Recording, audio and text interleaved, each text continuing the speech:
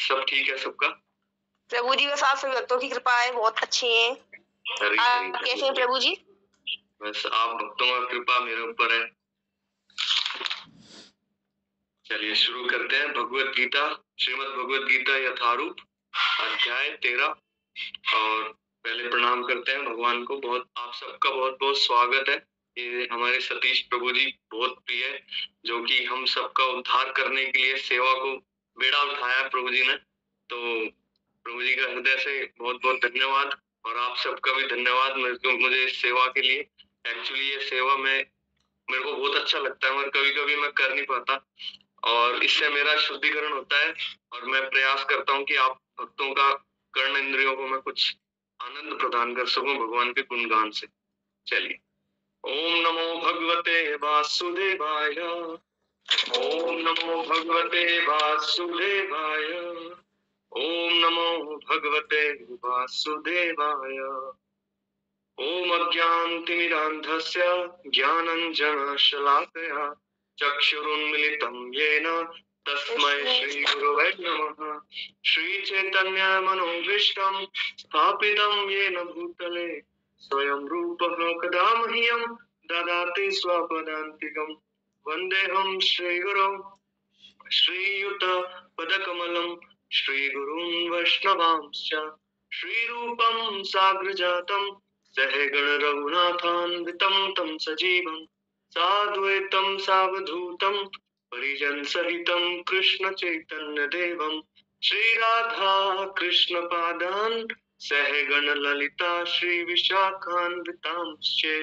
हे कृष्ण करुणा सिंधु दीनबंधु जगतपते गोपेश गोपिका कांत राधा कांत नमस्तुते।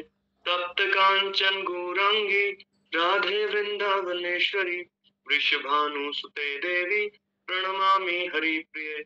वाञ्छाकल्पतरुभ्यश्च कृपा सिन्धुभ्येव च पतितानां पावनेभ्यो वैष्णवेभ्यो नमो नमः।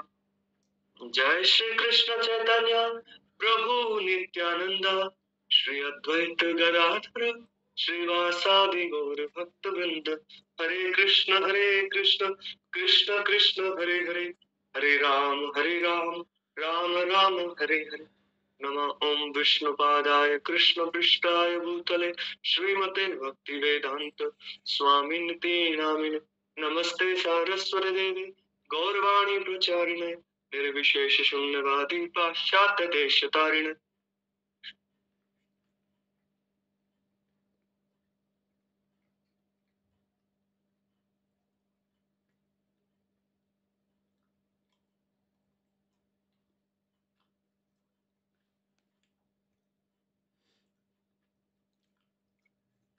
हरे कृष्णा। सभी भक्तों का बहुत बहुत स्वागत दोबारा से। और हम अभी श्रीमद् भगवत गीता यथारूप, जो कि हमारे श्रील प्रभुपाद जी का भाव अनुवाद है, और अध्याय है 13। अध्याय का नाम है प्रकृति पुरुष तथा चेतना। तो एक छोटा सा महात्मा बताने का प्रयास करेंगे। 18वें अध्याय में भगवान श्री कृष्ण अर्जुन को कहते हैं कि जो व्यक्ति मेरे इस ज्ञान को दूसरों को बताता है, भक्तों को बताता है, या दूसरों को बताता है, भगवत गीता का वितरण करता है, उससे प्रिय है ना तो मुझे कोई है ना कभी होगा। भगवान भगवत गीता में 18वें अध्याय में इस बात को बताते हैं।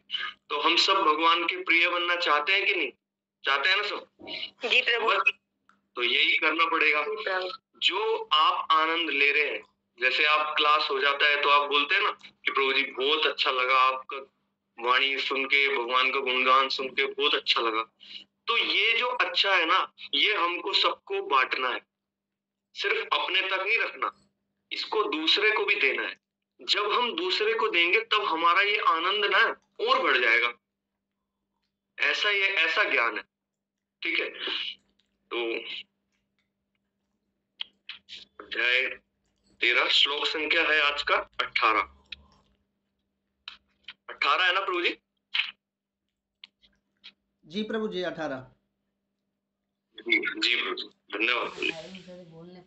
तो देखिए पूरे चैप्टर में, चैप्टर का नाम ही क्या है, प्रकृति, पुरुष और चेतना।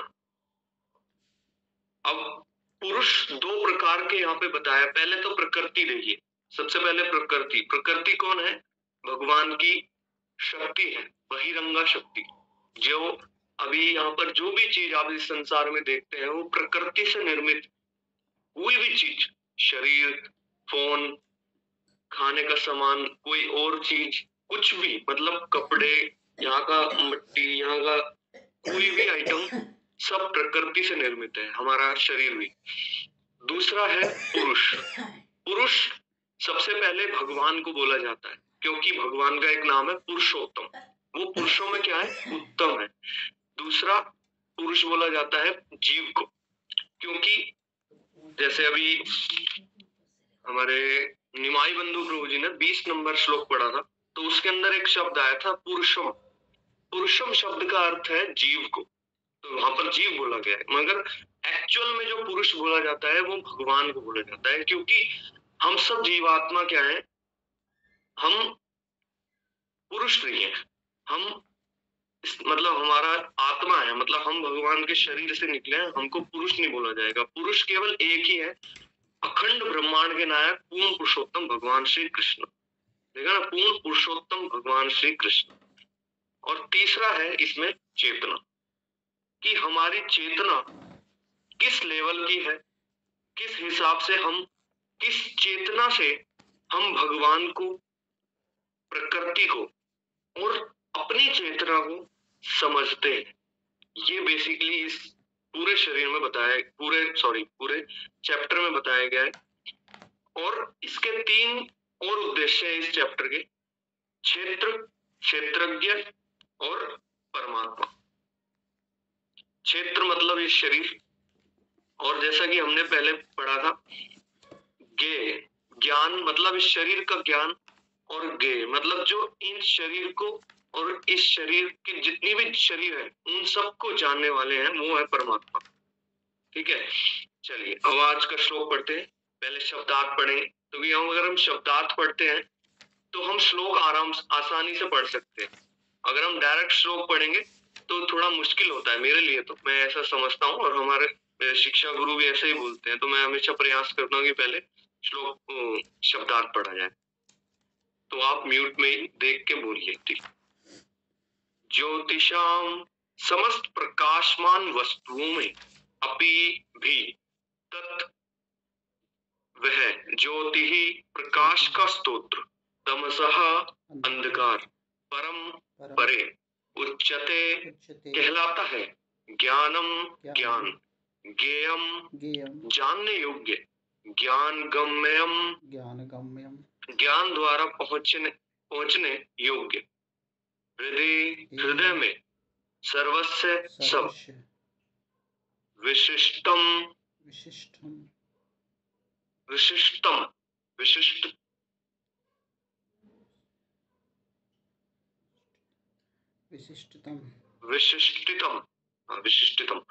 चलिए श्लोक पढ़ेंगे।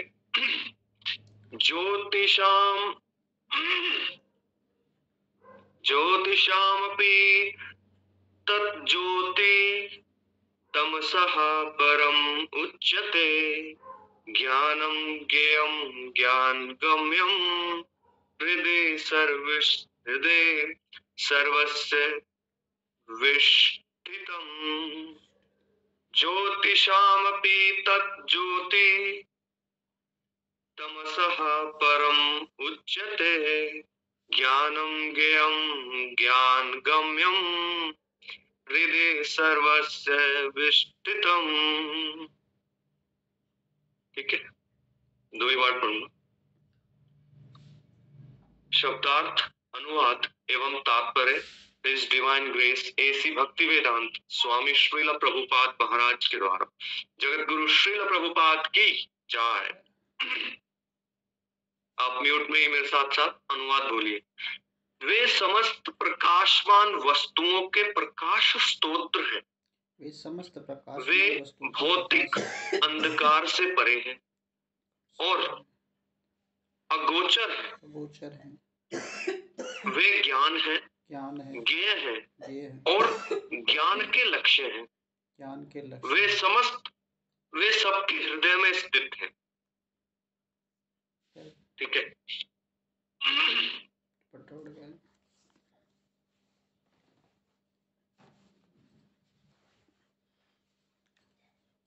तो जैसा भगवान बता रहे हैं कि भगवान क्या है, जितने भी प्रकाशवान वस्तुएं उन सब की क्या है, भगवान स्तोत्र है। कौन कौन सी वस्तुएं प्रकाशमान जो करने वाली हैं? सूर्य है, चंद्र है, दिया है, लाइट्स है, अखंड बहुत सारे सूर्य एक साथ प्रकट हो जाते हैं जब भगवान का शरीर से जो तेज निकलता है ना। इसको हम देखिए, यहाँ पर एक मतलब पहले भी शायद मैंने बताया होगा, भगवान अपने गोलोक धाम में बैठे, वहां पर भगवान के शरीर से करोड़ों सूर्य का तेज निकल रहा है, करोड़ों सूर्य का, और वो तेज निकल के गोलोक से निकलता है, फिर वो ब्रह्म ज्योति में जाता है, ब्रह्म ज्योति में पूरा एक छोटा सा कुंज जाता है, फिर वहां पर प्रकाशमान हो जाता है पूरा, फिर वहां से सूर्य लोक, भगवान सूर्य को भी भगवान का ही, ये जो सूर्य दिखते हैं ये भगवान का ही तेज है और किसी का तेज नहीं है। भगवान ने भागवतम में बताया है कि जो सूर्य और चंद्र है ये दोनों मेरी आंखें हैं, और भगवान 15वें अध्याय में भी बताएंगे, आगे जाके आप देखेंगे एक जगह भगवान, मैं आपको बताता हूँ,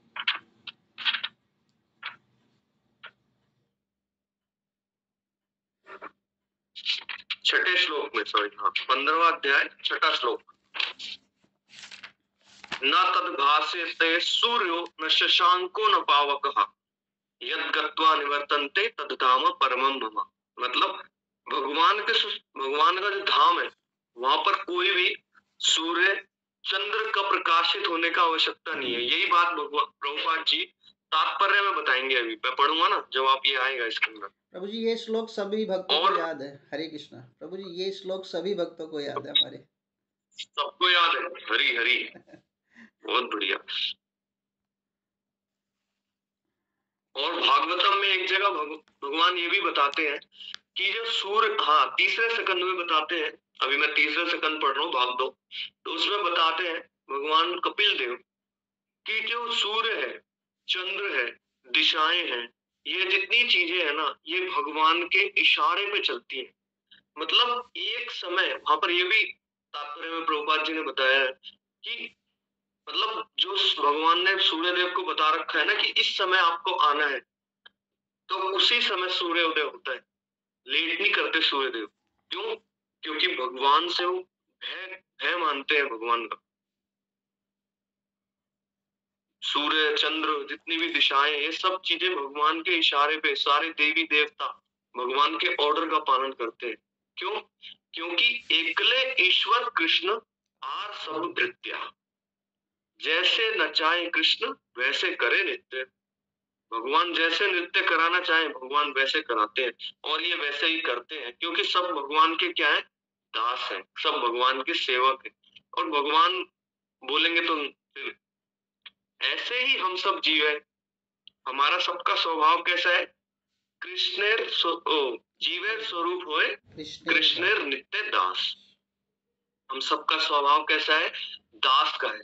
अगर हम भगवान की सेवा करने पे आतुर रहेंगे तो हम खुश रहेंगे, हम संतुष्ट रहेंगे और हम आनंद में रहेंगे। हमारे को कोई प्रॉब्लम नहीं हो, मतलब प्रॉब्लम होगा तो भी भगवान उसको संभाल लेंगे।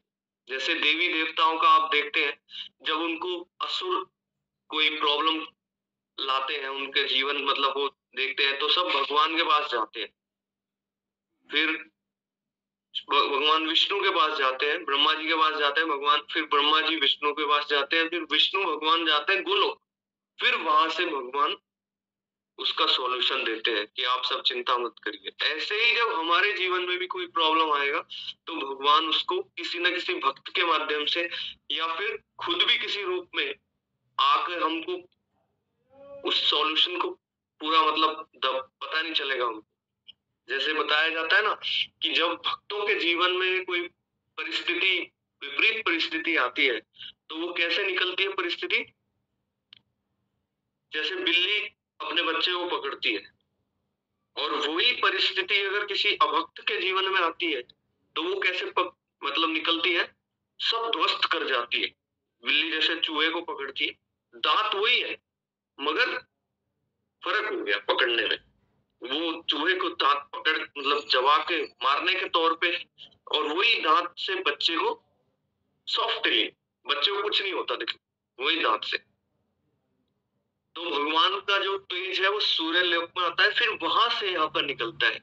और भगवान ने 10वें अध्याय में, जहाँ पर भगवान का ऐश्वर्य नाम का जो चैप्टर है, वहां पर भी भगवान बताते हैं कि सूर्य को जब तुम देखो तो तुम मेरा स्मरण करो। जब हम सूर्य को देखें तो हमें ये सोचना चाहिए कि देखिए ये जो प्रकाश है ये भगवान के शरीर से निकल के यहाँ तक आ रहा है, हमारे यहाँ तक आ रहा है। तो हम कितने सौभाग्यशाली हैं कि हमारे को ये सूर्य का, भगवान का जो शरीर का तेज है, भगवान सूर्य मतलब भगवान की कृपा। अगर एक दिन 10 दिन 100 दिन सूर्य नहीं निकले ना, हम सबका बैंड बज जाएगा।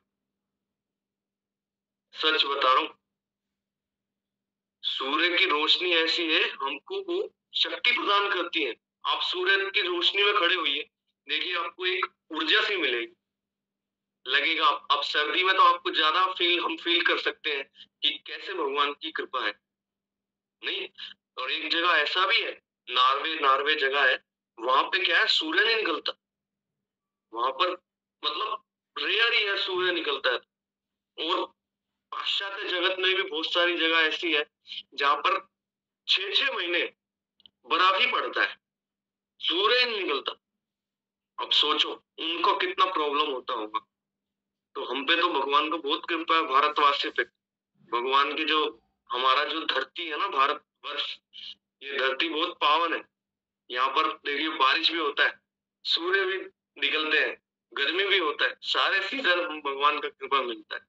ऐसा बोला गया है कि भारत भूमि पे अगर कोई पाश्चात्य जगत का है कहीं का भी केवल आके स्नान करके चले जाता है ना, केवल स्नान करना है भारत भूमि पे, तो वो क्या कर लेगा, उसको आध्यात्मिक उन्नति हो जाएगी।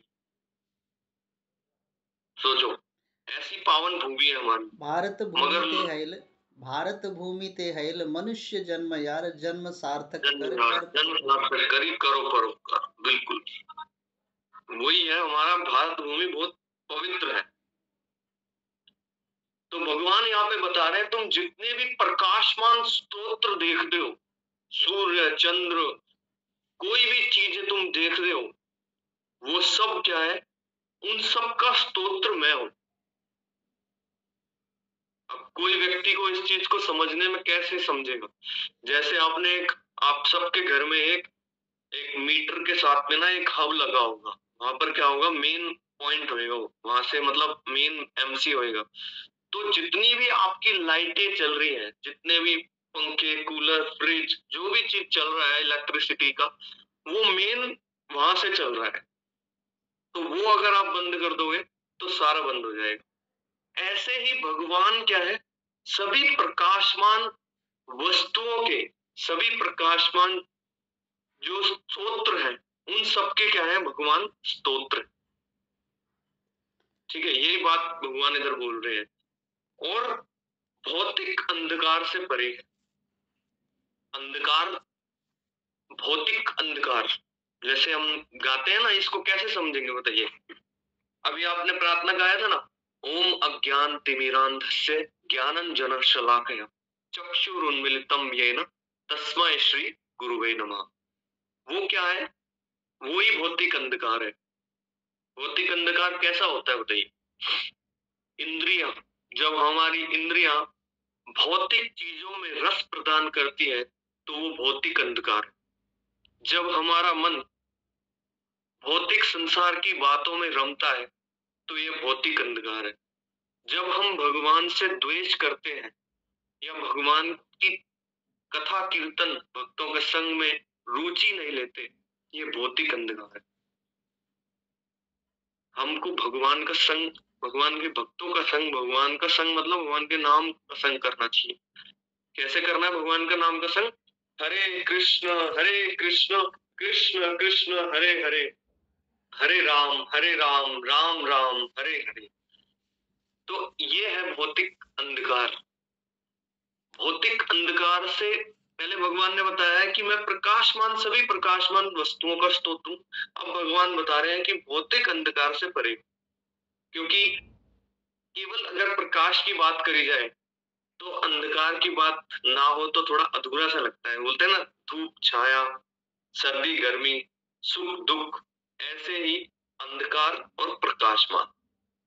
तो भौतिक अंधकार से भगवान बिल्कुल परे हैं। अब कुछ लोग सोच सकते हैं कि भगवान यहाँ पे, कि भैया अगर भगवान प्रकाशमान वस्तुओं से, सभी प्रकाशमान वस्तुओं के प्रकाश स्तोत्र है, तो अंधकार मतलब हो सकता है इस संसार की बात कर रहे हैं भगवान। मगर यहाँ पर भगवान ने पूरी तरह क्लियर करके बोला है कि वे भौतिक अंधकार से परे, मतलब इस संसार के अंधकार से, ब्रह्मांड के अंधकार से बिल्कुल परे। कोई, अब देखिए ये तो एक हो गया संसार का अंधकार। अब भगवान ब्रह्मांड का अंधकार देखेंगे, वो कैसे देखेंगे? ब्रह्म ज्योति से। ब्रह्म ज्योति एक प्रकाश पुंज है, बहुत ज्यादा प्रकाश निकल रहा है उसमें से। अब सोचो, उस ज्योति से भी भगवान परे है। वो भगवान नहीं है। परम ज्योति जो है, जो ब्रह्म ज्योति है, वो भगवान नहीं है। उस अंधकार से भी, वो वाला जो प्रकाश है ना, उस प्रकाश से भी परे है भगवान, गोलोक वृंदावन। और अभी मैंने बताया 15वें अध्याय का जो 6वां नंबर श्लोक है, भगवान ने उसमें क्या बोला है, वहां पर ना तो कोई भी प्रकाश की जरूरत नहीं है। जैसे इस संसार में क्या होता है, हर चीज का कोई, आपने को जैसे लाइट जलानी है तो आप लाइट जला देंगे तो प्रकाश हो जाएगा। अब लाइट गई हुई है तो आपको प्रकाश करना है तो आप इमरजेंसी लाइट हो गया, अगर मोमबत्ती हो गया, इस टाइप की चीज जलाएंगे तो प्रकाश होगा। मगर भगवान कह रहे हैं कि मेरे धाम में ना तो मेरे कोई सूर्य की जरूरत है प्रकाश के लिए, ना बिजली की जरूरत है, ना चंद्र, कोई चीज नहीं है वहां पे। वहां पर जो पूरा मेरा धाम है वो मेरे शरीर से निकले हुए तेज से प्रकाशमान हो रहा है। इतना तेज है भगवान के शरीर में, और वही तेज इस संसार तक भी आ रहा है। अब देखिए बाहर भी रोशनी हो रहा है ना, ये क्यों हो रहा है? भगवान के शरीर से निकला हुआ तेज यहाँ तक आ रहा है। अगर भगवान का वो तेज भगवान कम कर लेंगे तो अंधकार हो जाएगा सारा। तो भगवान बता रहे हैं कि वे भौतिक अंधकार से परे भगवान है।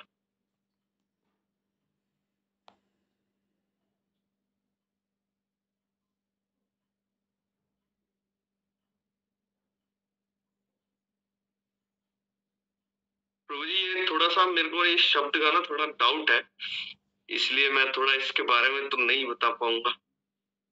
अगोचर का शायद मेरे को डाउट हो रहा है, कंफ्यूजन है मेरे को। अगोचर का मतलब प्रभु जी यही होता है कि जो दिखाई ना दे, अंधकार में युक्त रहे, ऐसा ही शायद है। हाँ, जैसे बोलते हैं ना दृष्टिगोचर, दृष्टिगोचर बोलते हैं ना, तो दृष्टिगोचर होता है मतलब जो दृष्टि में दिख जाए, दृष्टि से मतलब नजर आए, है ना प्रभु जी, वही है ना? जी प्रभु। तो अगोचर मतलब वही है। क्योंकि भगवान ने यहाँ पर बताया ना कि वे भौतिक अंधकार से परे और अगोचर।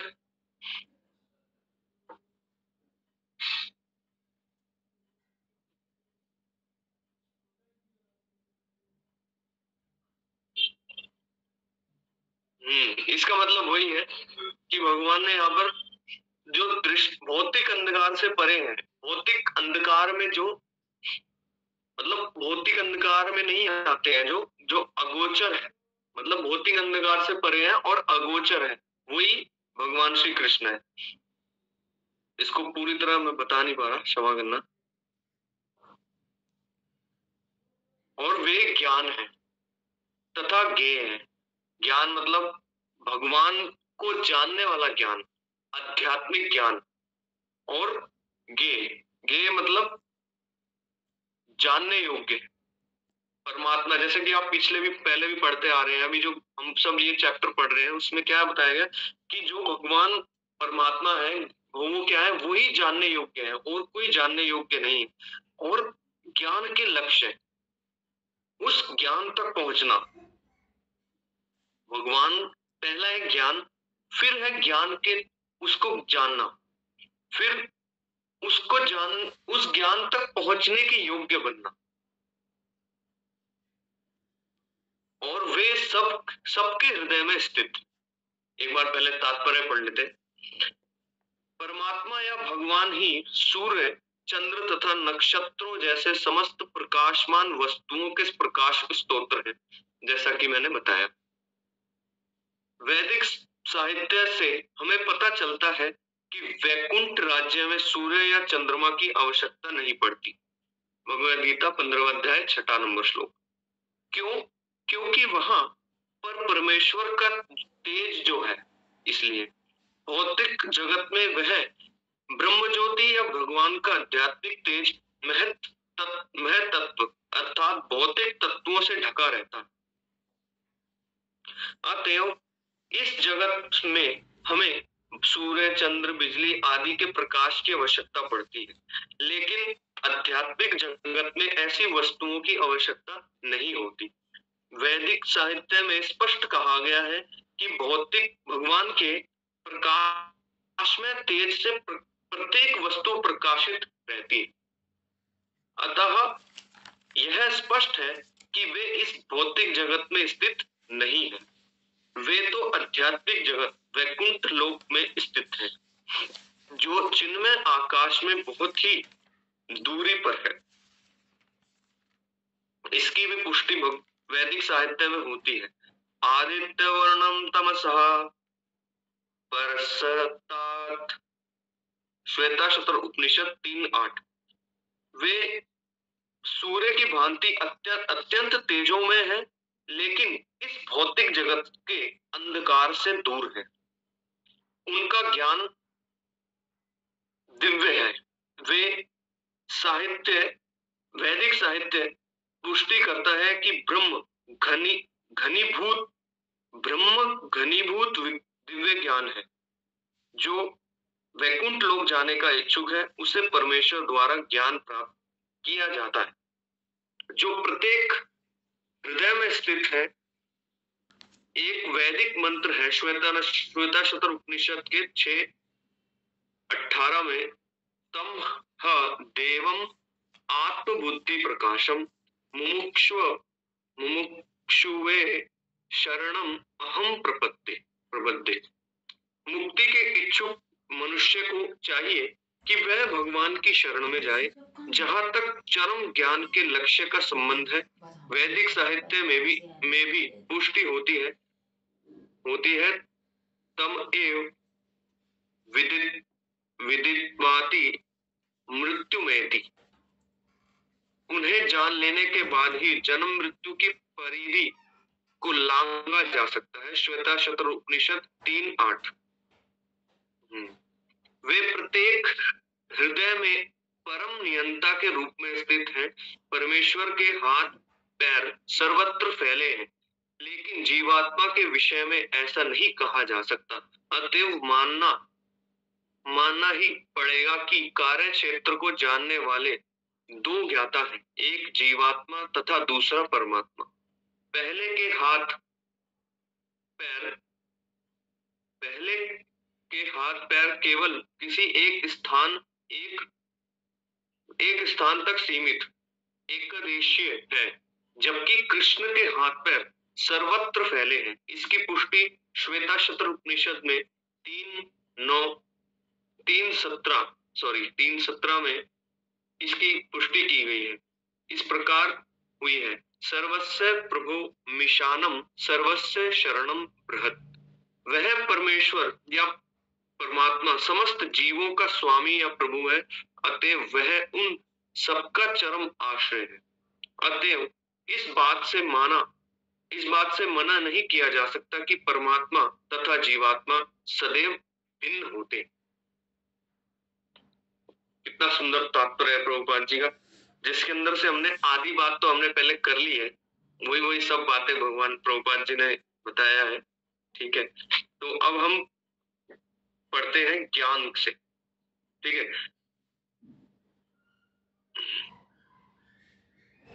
थोड़ा ऊपर का भी चर्चा करते हैं।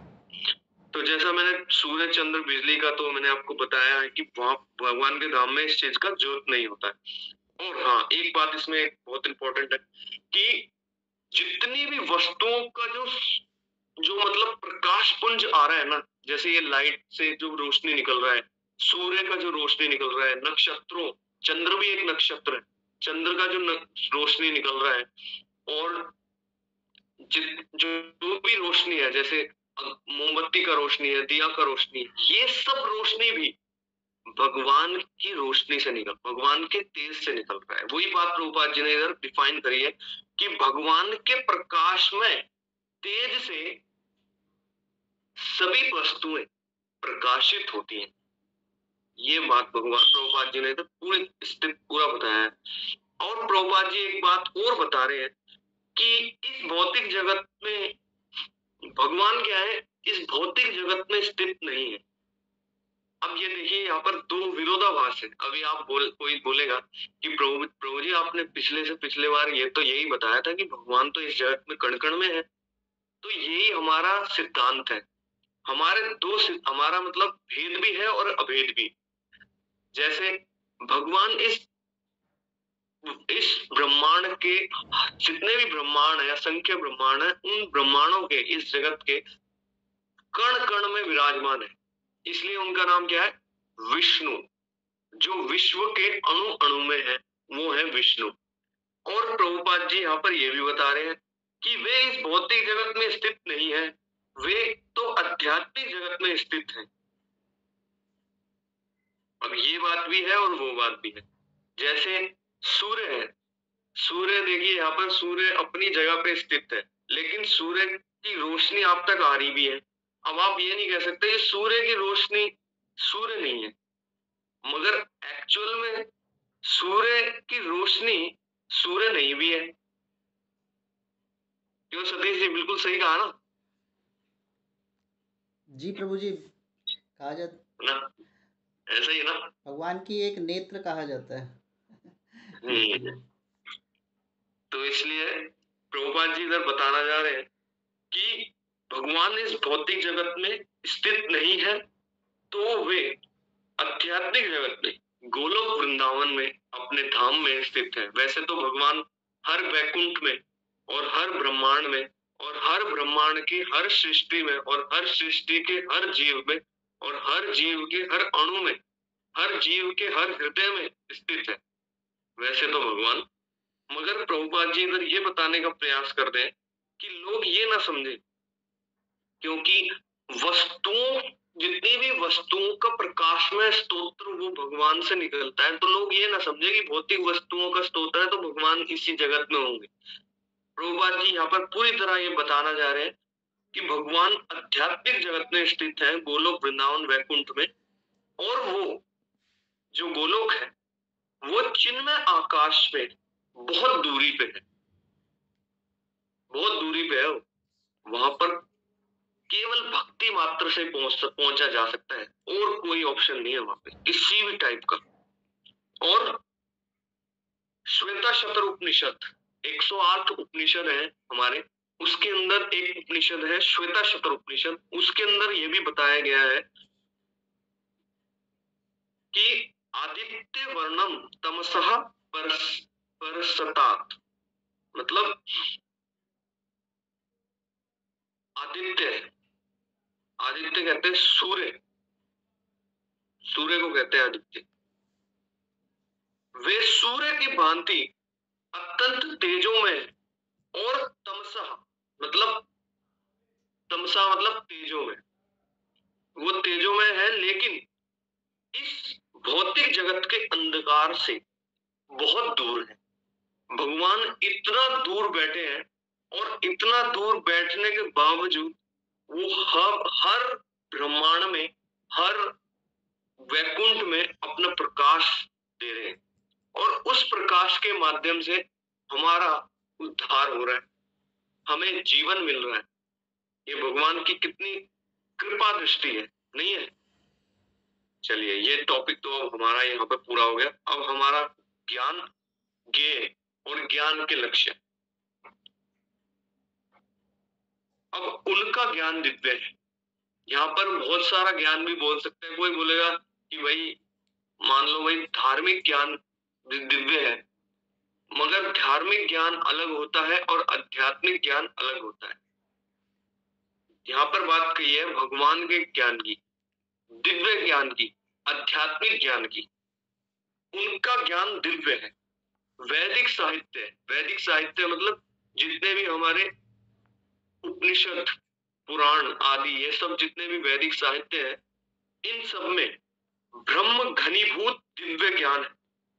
ब्रह्म मतलब भगवान, घनी मतलब बहुत ही गहन, गहरा, और दिव्य मतलब भगवान से रिलेटेड, परमात्मा से रिलेटेड, कृष्ण से रिलेटेड जो ज्ञान है वो कैसा है? दिव्य ज्ञान है।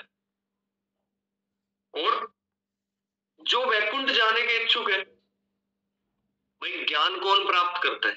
जैसे सतीश प्रभु इस चीज को बहुत अच्छी तरह समझ सकते हैं, क्योंकि प्रभु जी एक अध्यापक है, एक मेंटोर है, एक कथावाचक भी है। तो प्रभु जी बहुत अच्छे से इसको समझ सकते हैं, और हम सबको गाइड कर रहे हैं, तो हम सब भी समझ सकते हैं इसको। ज्ञान कौन प्राप्त करता है? ज्ञान वही प्राप्त करेगा ना जिसको कुछ चीज अचीव करनी है। जैसे बच्चे प्रभु जी के पास क्यों पढ़ने आते? उनको परीक्षा में उत्तीर्ण हो रहा है या फिर अच्छा नंबर लेके आना है, इसलिए आते हैं ना। अगर उनको नहीं लाना हो तो क्यों आए? वही बात प्रभुपाद जी इधर बता रहे हैं कि अगर कोई वैकुंठ जाने का इच्छुक है तो उसको दिव्य ज्ञान प्राप्त करना पड़ेगा। अगर वो दिव्य ज्ञान प्राप्त करेगा जब तो भगवान के धाम जाएगा। हम सब यहाँ पर क्यों बैठे हैं? हम सब इसीलिए तो बैठे हैं कि अगर हम भगवान के ज्ञान को, भगवान के दिव्य ज्ञान को प्राप्त करेंगे, भगवान के बारे में जानेंगे, भगवान का गुणानुवाद सुनेंगे, तभी हम गोलोक जाने के जो पथ पे हम आगे बढ़ेंगे। नहीं, और हमको कोई चीज, बाह्य चीज ना, मतलब ऐसी है, इसको हमको बाहर से लेना नहीं है। जैसे कुछ चीजें होती है ना, उसको हमको बाहर से लेना पड़ता है। कंप्यूटर, अब कंप्यूटर के अंदर कुछ सॉफ्टवेयर है, उसको पेन ड्राइव डाल के हमको इंस्टॉल करना पड़ता है। कुछ सॉफ्टवेयर क्या होते हैं, वो उसी में रहते हैं।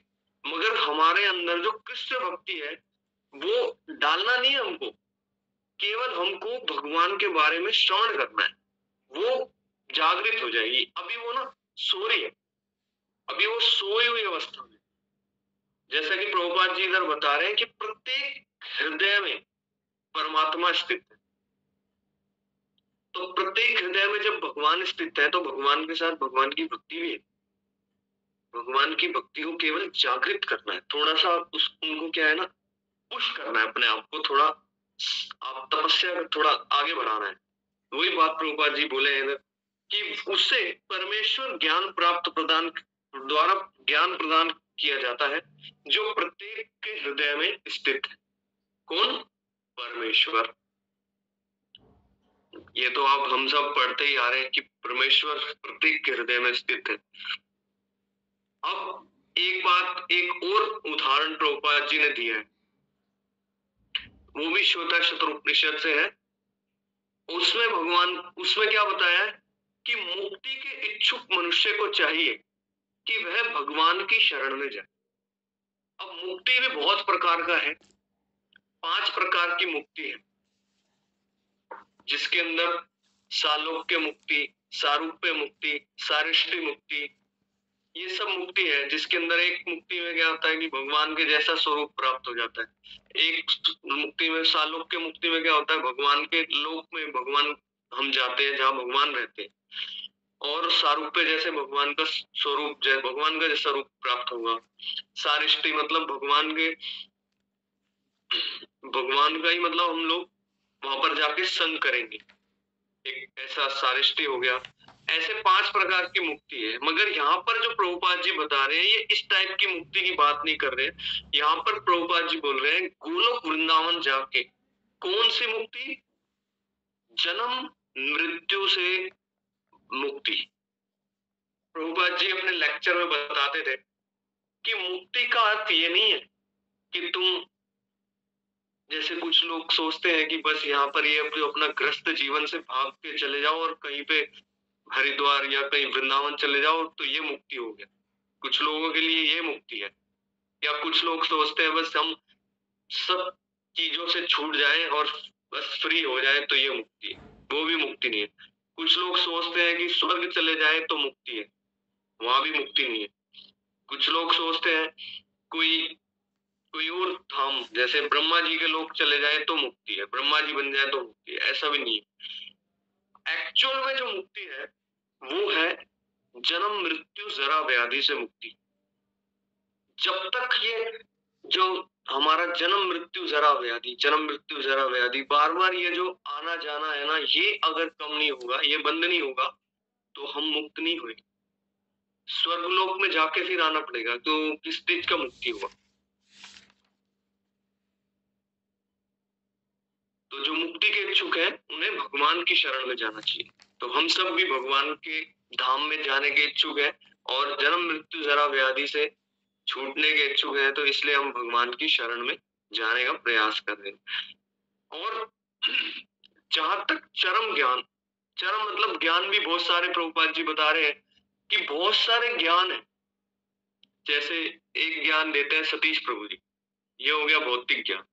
एक ज्ञान होता है दूसरे को ठगने का ज्ञान, एक ज्ञान होता है तांत्रिक ज्ञान, एक ज्ञान होता है इस मतलब वो धार्मिक ज्ञान होता है, जैसे पुण्य कर्म करना, अच्छे काम करना, ये भी एक ज्ञान है, ये एक ज्ञान हो गया। मगर प्रभुपाद जी बताना चाह रहे हैं कि परम ज्ञान के लक्ष्य का संबंध वो क्या है? वो भगवान से। क्यों? क्योंकि भगवान की हर चीज क्या है? परम है। अर्जुन ने बोला है ना भगवत गीता में, परम ज्ञान परम धाम परमम मम। भगवान क्या है? परम धाम है, परम सत्य है, परम आत्मा है, परमात्मा है, परम ईश्वर है, और सभी लोगों के ईश्वर जो कि परमेश्वर है, और सभी चीजों के स्तोत्र है। इसलिए उनका जो ज्ञान है वो परम ज्ञान है। मगर यहाँ पे प्रभुपाद जी बोल रहे हैं कि सभी ज्ञान के जो चरम शब्द जो है ना, चरम शब्द, वो कहा गया है एंड, मतलब उसके आगे कुछ नहीं है। चरम शब्द मतलब एक जैसे बोलते हैं ना कि चरम सीमा, तो चरम सीमा का मतलब उससे उसके आगे की कोई सीमा नहीं। तो ऐसे ही प्रभुपाद जी ने तात्पर्य बताया, चरम ज्ञान के लक्ष्य का संबंध भगवान से, और उसी चीज की पुष्टि श्वेता शतर उपनिषद, जितने भी उपनिषद है, जितने भी पुराण है, ये सब के सब भगवान की शरण जाने का हमें ज्ञान देते हैं। बस देख लो, आप पीछे पढ़ते आ रहे हैं, अभी पिछले श्लोक में देखिए तैत्तिरीय उपनिषद से भगवान प्रभुपाद जी ने बताया था, उसमें भी क्या बताया गया? यही बताया है कि भगवान से जुड़ना है और भगवान के धाम में जाना है, लौटना है हमको। जब ही वो सारी हम सब जब भगवान के धाम में जाएंगे, जब ही हम वहां पर जाके विश्राम पाएंगे। जब तक नहीं तो हमको कोई विश्राम नहीं मिलेगा। कभी इस चीज में भागे, कभी उस चीज में, कभी असंतुष्टि, कभी तनाव, यही सब बना रहेगा। जब हम वहां पहुंच जाएंगे तभी हमारा विश्राम होगा, वही वहां पर जाके हम संतुष्ट हो जाएंगे। देखिए तैत्तिरीय उपनिषद का अभी श्लोक आया था, अभी यहाँ पर श्वेता शतर उपनिषद का आया है, और बहुत सारे प्रभुपाद जी इधर ये तो कठोपनिषद बताया गया है, ये श्वेता शतर फिर बताया है। तो प्रभुपाद जी यही बताना चाह रहे हैं कि सारे जो उपनिषद है, सारे जो पुराण है, सारे जो वैदिक ज्ञान है, वैदिक साहित्य है, उस सब का स्तोत्र क्या है? भगवान की शरण में जाना, भगवान के जुड़ा हुआ ज्ञान को प्राप्त करना, और जन्म मृत्यु की परिधि, परिधि मतलब एक एक मतलब रेखा, उस परिधि को लांघना, ये हमारा एक मतलब ये हमारा लक्ष्य है। उस ज्ञान को प्राप्त करने का लक्ष्य क्या है? जन्म मृत्यु की परिधि को लांघना। और एक मिनट, एक सेकंड,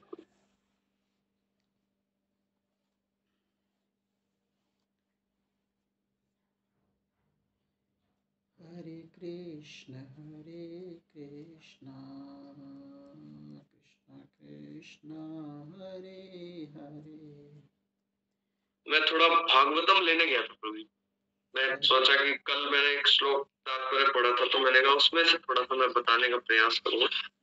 तो भागवतम का तीसरा अध्याय, तो तीसरा सकंद, और ये मैं पढ़ रहा हूँ 31 नंबर अध्याय, उसका इसे चैप्टर का नाम है जीवों की गति के विषय में भगवान कपिल के उपदेश। इसके अंदर भगवान बता रहे हैं, कपिल भगवान, कि कैसे बच्चा पहली रात में कैसा होता है जीव, 5वीं रात में कैसा होता है जीव, फिर 7वें महीने में कैसा होता है जीव, फिर उसको कैसा मतलब प्रॉब्लम होता है, कैसे वो बाहर निकलने के लिए प्रयास करता है, उसका सर और घुटना ऐसे मुड़ा होता है माता के गर्भ में, पूरा ये डिफाइन करा गया है इसके अंदर। अभी मैं यही सोच रहा था, मैं जब मेरी वाइफ प्रेग्नेंट है अभी, तो उनका अभी 8वां महीना चल रहा है, तो मैं बहुत टाइम से सोच रहा था, मैंने अपने नोट्स में भी लिख रखा था कि मेरे को ना वो कि मैंने बहुत, जब मैंने भगवत मतलब भक्ति का ना, आज से कम 6 साल पहले मैंने सुना था किसी मतलब लेक्चर में कि ना 3रा स्कंद पढ़ना चाहिए गर्भावस्था। तो मैं सोच रहा, मेरे को मिल नहीं रहा था कब से मैं कहाँ पे पढ़ूं, कहाँ पे जानूं, और देखिए मेरा वही ग्रंथ, वही स्कंद चल रहा है और सिचुएशन भी वही है, और मैंने पूरा चैप्टर अपना सुना दिया, जो कि उद्देश्य है, मतलब ये सुनना चाहिए गर्भ में, तो वही मैंने पूरा सुना दिया अभी। तो यहाँ पे प्रभुपाद जी एक बात बता रहे हैं कि वे प्रत्येक के हृदय में परम नियंता के रूप में स्थित। अब कल का श्लोक मैंने जब पढ़ा था, तो वहां पर ये बताया है कि जैसे यहाँ पे बात आ रही है कि हृदय के परम नियंता है भगवान, तो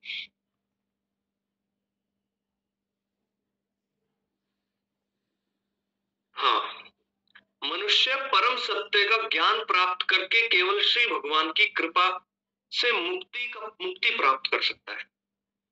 वही बात है, बस थोड़ा सा लाइन अलग है कि मनुष्य परम सत्य का ज्ञान प्राप्त करके केवल श्री भगवान की कृपा से मुक्ति प्राप्त कर सकता है, केवल, और कोई ऑप्शन नहीं है। और चूंकि हम भगवान की भौतिक शक्ति द्वारा आवृत है, इसलिए हमारी स्मृति नष्ट हो जाती है। यह तर्क किया जा सकता है कि भगवान की परम शक्ति से हमें इस भौतिक जगत में अधीन क्यों रखा गया। कोई पूछ सकता है ना, जब भी तो होता है ना सब चीजें, क्यों जन्म मृत्यु जरा व्याधि क्यों मिलता है, इसीलिए। और इसकी व्याख्या भगवत गीता में की गई है, जैसा कि अभी हम भगवत गीता पढ़ रहे हैं, जहां भगवान कहते हैं मैं हर एक के हृदय में आसीन हूं, और मेरे ही कारण मनुष्य भूलता है, मेरे ही कारण भगवान, मतलब भगवान के ही कारण वो याद रखता है। कौन सा श्लोक है, याद है किसी को? 15वां अध्याय और 15वां ही नंबर श्लोक है शायद।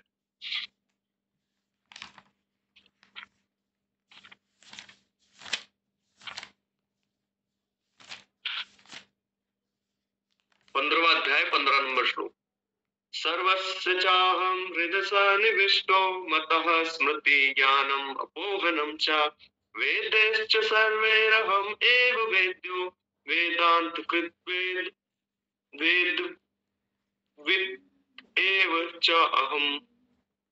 भगवान यही बता रहे ना इसमें कि मैं प्रत्येक जीव के हृदय में आसीन हूँ, और मुझसे ही स्मृति ज्ञान विस्मृति होती है, और मैं ही वेदों द्वारा जानने योग्य हूँ। निसंदेह में वेदांत का संकलन करता तथा समस्त वेदों के जानने वाला।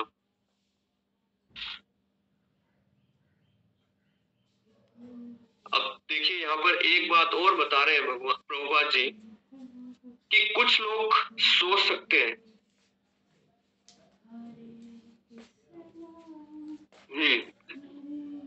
भगवान प्रत्येक के परम नियंता है। परम नियंता, नियंता का मतलब क्या होता है?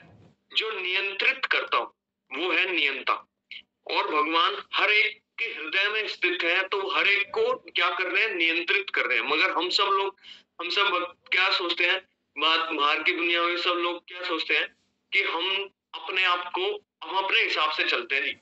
हम तो अपनी मर्जी से चलते हैं, जैसा हम चाहते हैं वो करते हैं। मगर उन्हें पता नहीं है कि ऐसा नहीं है, हम प्रकृति के अंडर में होकर चल रहे हैं।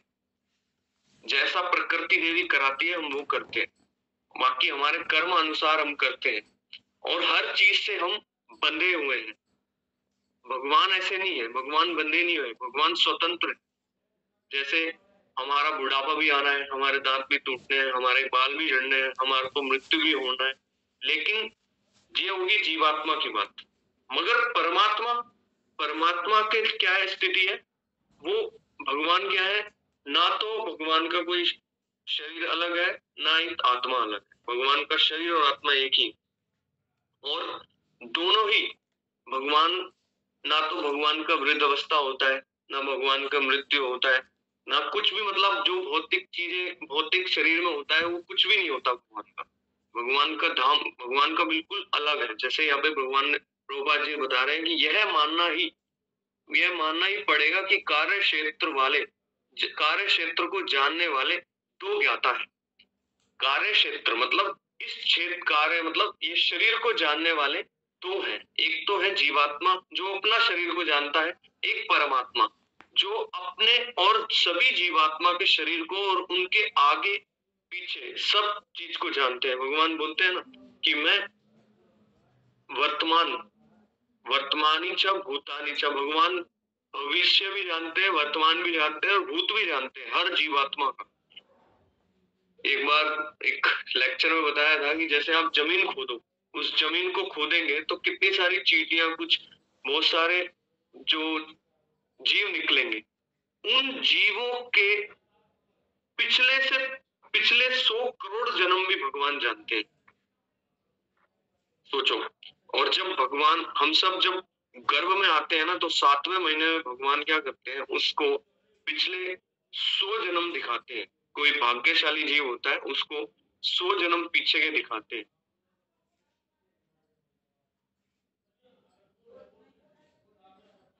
हाँ देखिए प्रभुपाद जी इधर एक और एग्जाम्पल दे रहे हैं कि जो जीवात्मा है उसके हाथ पैर केवल एक सीमित जगह तक जा सकते हैं।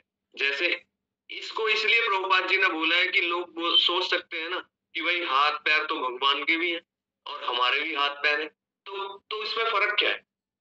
फर्क ये है कि हम केवल समुद्र का चुल्लू भर पानी जो थोड़ा सा है, और भगवान क्या है, अथाह है। भगवान पूरा, मतलब पूरा समुद्र है। इसी चीज को भगवान प्रभुपाद जी इधर बोले हैं कि हमारे हाथ सिर्फ लिमिटेड जा सकते हैं, जैसे यहाँ तक मेरा हाथ जा सकता है, उससे आगे नहीं जा सकता। या फिर अगर कोई जैसे योगी है, वो योगी क्या है, योग तपस्या में बैठ के कोई सिद्धि प्राप्त कर लेगा, लघिमा सिद्धि या लघु होना या फिर बढ़ना, जैसे अपने हाथ को बहुत आगे तक ले जा सकता है वो, तो वो भी वो पहुंचा सकता है। लेकिन वो भी भगवान के जैसा नहीं कर सकता। भगवान अपने धाम में बैठे बैठे वहां से सीधा यहाँ तक भी हाथ ला सकते हैं, मगर वो जो योगी है वो अपने हाथ को एक थोड़ा, मतलब लगा लो 1 किलोमीटर तक भी ले जा सकता है, मगर उससे ज्यादा। तो जीवात्मा की क्या है, एक स्थान तक सीमित हाथ पैर जा सकता है, सीमित अपना वो अपने हाथ पैर को फैला सकता है। लेकिन भगवान परमेश्वर परमात्मा क्या है, कृष्ण क्या है, तो वो सभी जीवात्माओं के स्वामी हैं और वो अपने हाथ पैर एक असंख्य, मतलब अनलिमिटेड जगह तक ले जा सकते हैं। और परमेश्वर या परमात्मा समस्त जीवों के स्वामी या प्रभु हैं। जब अगर कोई भगवान श्री कृष्ण अगर परम परमेश्वर या परमात्मा या सभी जीवों के ईश्वर नहीं होते तो हम सब लोग भी उनके आश्रय में नहीं जाते, और अगर हम जाते और अगर वो नहीं होते तो भी हमको आनंद की अनुभूति नहीं होती। लेकिन भगवान श्री कृष्ण परम ईश्वर है, परम स्तोत्र है और सभी लोगों के आश्रय है, चरम आश्रय है, मतलब उनसे ऊपर कोई आश्रय नहीं। इसलिए जब हम उनकी शरण में जा रहे हैं तो हमारा हृदय क्या बोल रहा है कि आप सही कर रहे हो। आप सबका भी अनुभव होगा और मेरा भी अनुभव है। हम सबके हृदय में कैसा होता है, संतुष्टि होता है भगवान के गुणानुवाद सुन के कि हम जो भी कर रहे हैं वो सही कर रहे हैं। यही बात प्रभुपाद जी इधर बता रहे। और लास्ट की लाइन में प्रभुपाद जी बताए हैं कि अतएव इस बात से मना नहीं किया जा सकता कि परमात्मा या जीवात्मा सदैव भिन्न है। कैसे भिन्न है भगवान, परमात्मा और जीवात्मा? जैसे मैंने बताया कि जीवात्मा कैसे है, एक छोटा सा चुल्लू है, वो उस समुद्र में जितना खारापन है वो तो है ही, मगर वो छोटा थोड़ा सा पानी है। मगर भगवान क्या है, पूरा समुंदर है, अथाह है। और वो चुल्लू, उसमें मिल तो सकता है मगर वो पूरा समुंदर नहीं बन सकता। मतलब भगवान के हम धाम तो जा सकते हैं मगर हम भगवान नहीं बन सकते कभी भी। हमारी जो स्थिति रहेगी वो दास की रहेगी, और दास की स्थिति में ही हमारा उद्धार है, उसी में हमारा संतुष्टता है। किसी भी कैटेगरी में आप देख सकते हैं कि परमात्मा और जीवात्मा की कोई मेल नहीं हो सकता। केवल एक कैटेगरी, जैसे भगवान का शरीर जो है सच्चित आनंद से बना है और हमारा भी शरीर सच्चित आनंद से बना है, लेकिन हम अपनी स्वतंत्रता का दुरुपयोग करके माया के वशीभूत हो जाते हैं, जिसकी वजह से क्या होता है, हम अपनी स्थिति सच्चित आनंद की स्थिति से गिर जाते हैं। तो वो हम तो फिर हमारा वो कैटेगरी छूट जाता है। ठीक है जी, धन्यवाद आप सबका। मैं उतना अच्छे से समझा नहीं पाया, मगर क्षमा करना। और आप किसी का कोई प्रश्न है, कोई टीका टिप्पणी कुछ, तो आपका स्वागत है। हरे कृष्णा, प्रणाम प्रभु जी, बहुत सुंदर तरीके से आपने समझाया। हरे कृष्णा, प्रणाम प्रभु जी, बहुत सुंदर तरीके से प्रभु जी आपने क्लास की है, बहुत अच्छी तरह समझाया आपने। थैंक यू माता जी। हरे कृष्णा। हरे कृष्णा प्रभु जी, दंडवत प्रणाम। हरे कृष्णा प्रभु जी, दंडवत प्रणाम। बहुत ही सुंदर आपने लेक्चर प्रस्तुत किया है, और मन कर रहा है इसको रिकॉर्डिंग हुई है तो दोबारा से फिर से सुनेंगे। और प्रभु जी, मुक्ति 5 प्रकार की बताई ना आपने? जी प्रभु जी, 5 प्रकार की मुक्ति है। उसको बताएंगे, एक बार नोट कर लेता हूँ। जी मैं आपको ना व्हाट्सएप करूंगा, क्योंकि मेरे नोट्स में है, तेरे को 3 याद है अभी तो, सारूप्य, सालोक्य और एक मिनट रुको, मैं बता ही देता हूँ।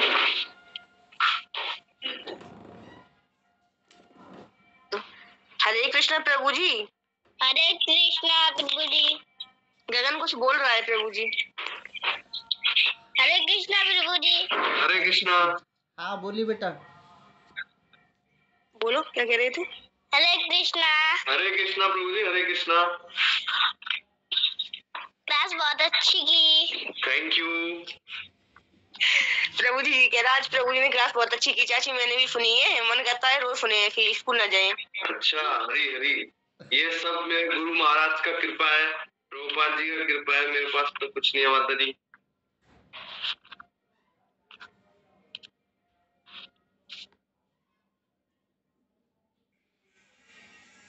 लिखिए प्रभु जी। सबसे पहले भक्ति, सबसे पहले मुक्ति है सायुज्य, सायुज्य, सायुज्य, सा आ की मात्रा, या ऊ की मात्रा, ज आधा या, सायुज्य मुक्ति। इसका मतलब होता है भगवान से तदाकार होना। ये भी लिख लीजिए इसके सामने इसका अर्थ। ठीक है, भगवान से तदाकार होना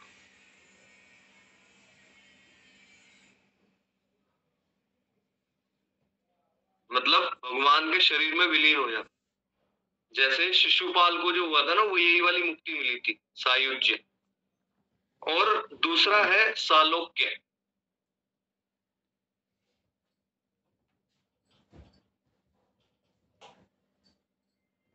इसका अर्थ है भगवान के साथ उसी लोक में रहना।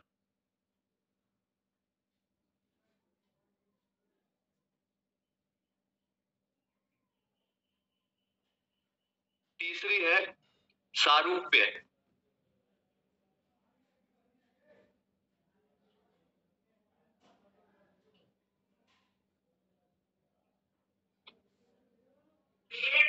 सारूप्य का अर्थ है भगवान के समान स्वरूप प्राप्त करना।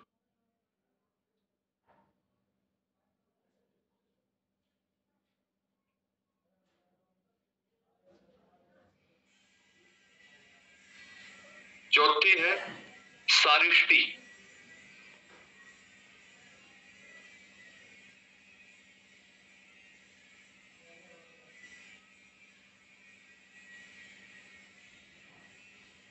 सारिष्टि का अर्थ है भगवान ही की तरह उन्हीं के ऐश्वर्यों का भोग करना। भगवान ही की तरह उनके उन्हीं ऐश्वर्यों का भोग करना, ये है सारिष्टी। और चलो पहले लिख लो।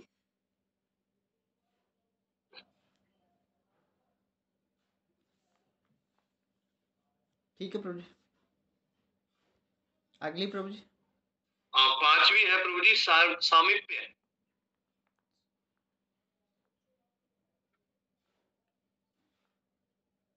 सामीप्य का अर्थ है भगवान के संगी के रूप में रहना, मतलब भगवान के संग रहना, भगवान के पार्षद बनना, भगवान के संगी के रूप में रहना। ये 5 प्रकार की मुक्ति बताई है, और कहाँ पे बताई है ये भी बता देता हूँ आपको।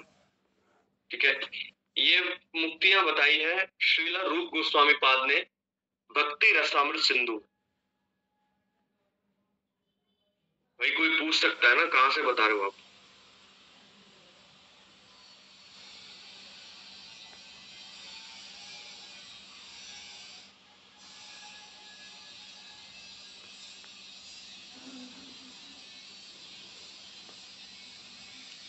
ठीक है प्रभु जी, धन्यवाद आपका। बहुत बहुत धन्यवाद प्रभु जी, इतना सुंदर तरीके से आपने समझाने का प्रयत्न किया, लेकिन थोड़ा समय का अभाव रहता है, नहीं तो और बढ़ा सकते थे।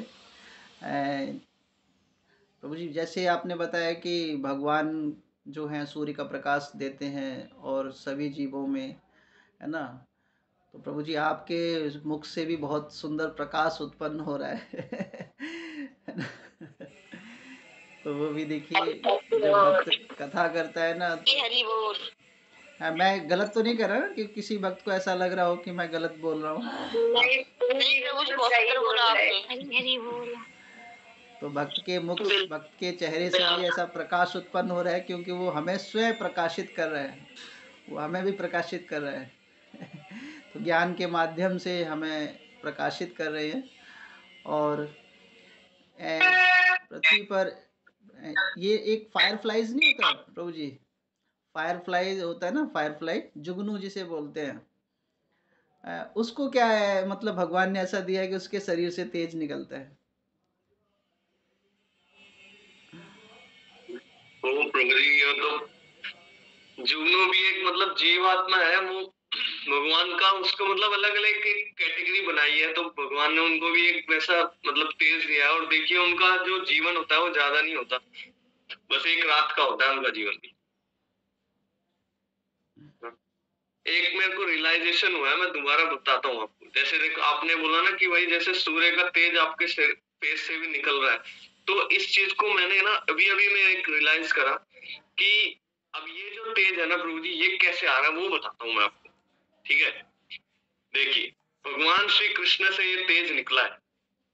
ठीक है, अब भगवान श्री कृष्ण से निकला, फिर ब्रह्मा जी से निकल के, फिर ब्रह्मा जी से निकल के नारद जी, नारद जी से फिर व्यास देव जी, व्यास देव जी से फिर और आगे गुरु परंपरा होते होते होते होते चैतन्य महाप्रभु, महाप्रभु से फिर षड गोस्वामी, षड गोस्वामियों से फिर आगे श्रीला जगन्नाथ दास बाबा जी महाराज, फिर श्रीला भक्ति विनोद ठाकुर, फिर श्रीला भक्ति, फिर श्रीला गौर किशोर दास बाबा जी महाराज, फिर श्रीला भक्ति सिद्धांत सरस्वती प्रभुपाद ठाकुर, फिर श्रीला ऐसी भक्ति वेदांत स्वामी श्रीला प्रभुपाद, फिर परम पूजनीय गोपाल कृष्ण गोस्वामी महाराज श्रीला गुरुदेव, फिर सचिपति प्रभु अमल कृष्ण प्रभु जी, फिर जयमाधव प्रभु जी, फिर ऐसे करते करते करते करते यहाँ तक पहुंचे हरी हरी बोल, हरी हरी बोल, हरी हरी बोल। जय हो। हरी हरी बोल प्रभु जी की जय हो।